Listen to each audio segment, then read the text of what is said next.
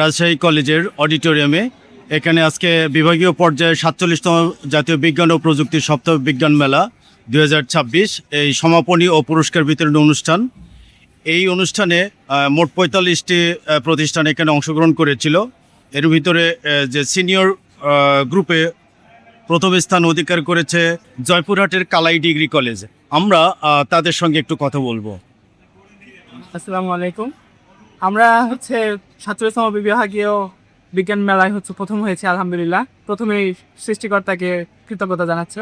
এর পেছনে এই অর্জনটা শুধু আমাদের একার না, আমাদের শিক্ষক ছিলেন, আমার পরিবার ছিলেন, তারা আমাদের ক্রমাগত উৎসাহ দিয়ে গেছেন এখানে আসার।